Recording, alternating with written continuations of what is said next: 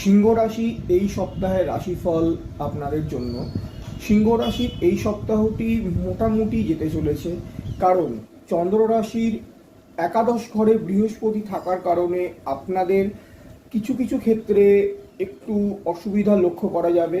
আর্থিক দিক থেকে বলতে গেলে আপনারা কিন্তু ঠিকঠাক থাকবেন, অর্থ আপনাদের আগমন ঠিকঠাক থাকবে। কাজের জায়গাতে একটু অসুবিধা থাকলেও সেটা কিন্তু মিটে যাবে, কিন্তু মনের মধ্যে একটা চাপ কিন্তু আপনাদের থেকে যাবে, একটা বিভ্রান্তির সৃষ্টি কিন্তু আপনারা বারবার হতে থাকবেন।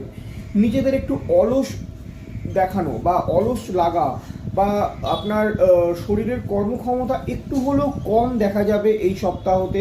এছাড়া আপনাদের খাওয়া দাওয়ার প্রতি একটু নজর দিন, আপনাদের স্বাস্থ্যের প্রতি একটু নজর দিন, কারণ হতে পারে এই সপ্তাহেতে আপনাদের কোনো রকম পেটের বা শারীরিক কোনো সমস্যা দেখা দিতে পারে, তবে সেটা সপ্তাহের শেষে কিন্তু মিটে যাবে।